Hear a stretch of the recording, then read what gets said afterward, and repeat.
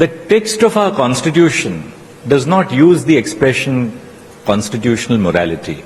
The Constitution uses the expression morality. Why are we discussing a phrase which is not used in the Constitution at all? I was one of those who applied this concept of constitutional morality when I wrote the judgment in the first round of the battle between the NCT of Delhi and the Union of India about 6 or 7 years ago. Essentially, this conference speaks of contemporary judicial developments and strengthening justice through law and technology. The word contemporary is very important because it does not speak about the work which we do in the abstract, but in the context of contemporary societal challenges which we as judges face in the work which we do. We therefore look at law and its intersection of technology from the perspective of the societal conditions in which those whom we serve exist in our societies.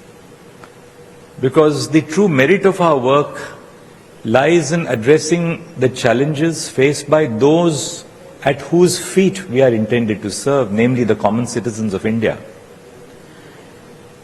The first important theme that we are going to discuss is the principle of constitutional morality. Now, if you look at the Constitution, the text of our Constitution does not use the expression constitutional morality. This phrase, into invert commas, constitutional morality, is not found anywhere in the Constitution. The Constitution uses the expression morality, but it does not use the expression constitutional morality. Now, all of you may be asking a basic question, which is, why are we discussing a phrase which is not used in the Constitution at all? What is the relevance to district judges, high court judges, to the officers of the state, to civil society, of a phrase which is not used in the Constitution? The Constitution uses the expression morality, but morality in the Constitution is used as a restraint on fundamental rights. The Constitution allows for restrictions to be imposed by law on the right to freedom of speech and expression under Article 19(1)(a) by Article 19(2) on various grounds including morality. Likewise, the Constitution contemplates that restrictions can be imposed on the right to freedom of association inter alia on grounds of morality. So morality in Article 19(2) and Article 19(4) is a restraint on the rights of the citizens. Is that the morality that we speak of when we talk about constitutional morality? Now, that's one of the basic questions which we have to address. If constitutional morality has not been addressed in the Constitution as a textual expression, what is the value addition to the constitutional discourse that we in a regional conference, a high-powered conference of senior judges from across the region, are discussing this concept? That's the first question which I must very briefly try and make you all perhaps reflect on. How do you define what is undefined and what is not explicitly stated in the Constitution? Who will define the concept of constitutional morality? We exist in a federal structure. We exist in a federal structure which is marked by a great deal of diversity. I was born in Mumbai, belong to a small village about 60-70 kilometers away from Pune. My work took me to Allahabad as Chief Justice for 3 years, and now I look at the broader context of the Indian nation. And one thing which cannot but leave a very imperceptible mark on your heart and soul in the work which we do as judges in Delhi is to realize the importance of preserving the diversity of India. So how do we then dwell on the concept of constitutional morality? At one level, constitutional morality is founded in the preambular values, the values which the constitutional preamble sets out. But if these rights have already been enunciated elsewhere in the Constitution, then why constitutional morality? In fact, I was one of those who applied this concept of constitutional morality when I wrote the judgment in the first round of the battle between the NCT of Delhi and the Union of India about 6 or 7 years ago. And responding to that judgment, the learned Attorney General for India, Mr. Venugopal, asked me in another case, he says, Judge, where do you find this doctrine in the Constitution? It was an academic discourse, as constitutional cases involve. At a certain level, the preamble defines concepts and refers to concepts such as justice, social, economic, and political, liberty of thought, expression, faith, belief, and worship, human dignity, equality, fraternity. Now, these rights, which the preamble refers to, are found in the text of the Constitution.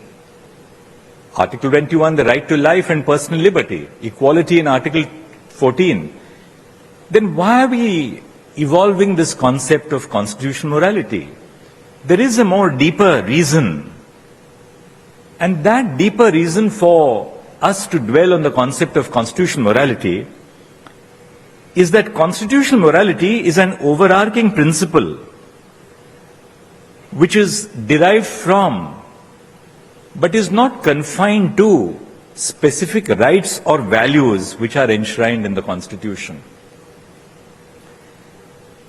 Constitutional morality gives you a unifying constitutional ethic.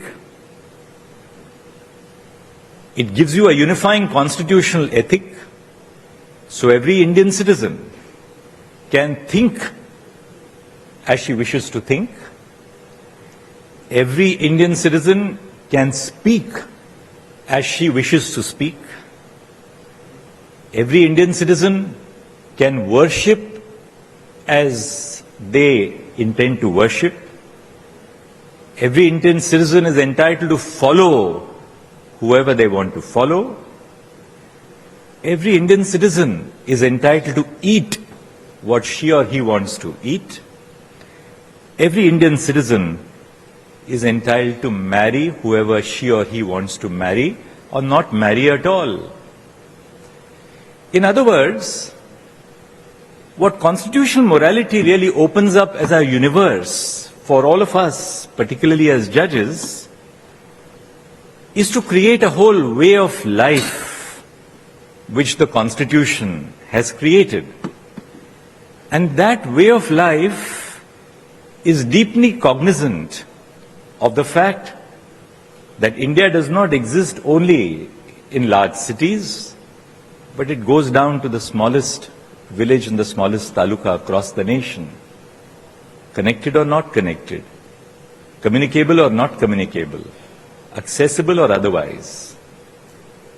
And that is the true merit of the doctrine of constitutional morality. Constitutional morality, unlike morality, as I began by telling you, morality is a restraint on the rights of citizens. Constitutional morality, on the other hand, addresses itself to the state. Constitutional morality is a restraining factor on the state.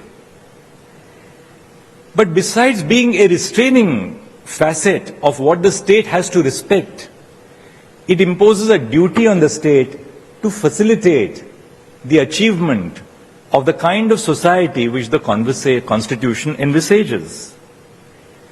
Constitutional morality addresses itself to every component of society and to society as well. The Constitution is not merely a dialogue between the state and its citizens, or between the union and the states, or between the states and states. It's a dialogue within and between societies.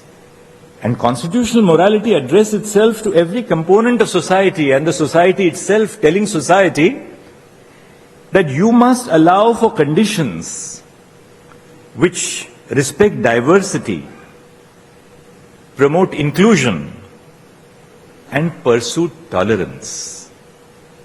The heart of the nation is our realization of the importance of diversity, the need for inclusion, and the ultimate pursuit of tolerance, which defines why we are, 75 years after the birth of the nation, still a nation with such beautiful diversity and colors.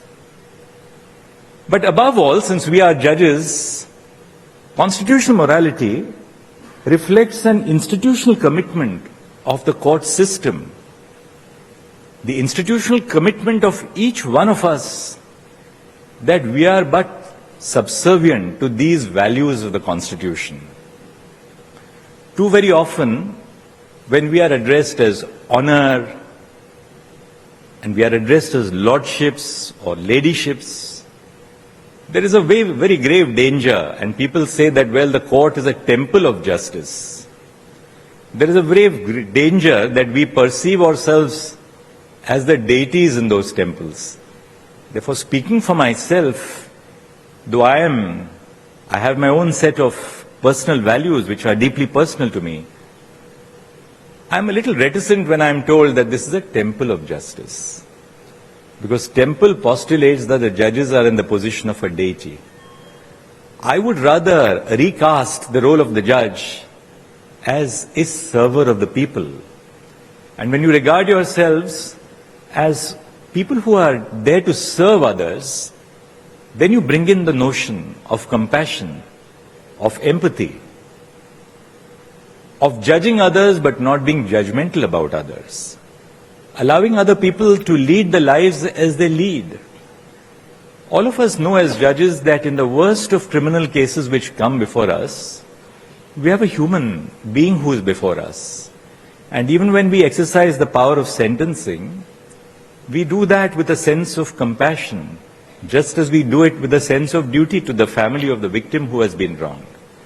So it is these concepts of constitutional morality which I think are the key, not just for the judges of the Supreme Court or the High Court, but for the district judiciary itself, because the engagement of common citizens begins first and foremost with the district judiciary. The Supreme Court is the court of last resort, notwithstanding Article 32.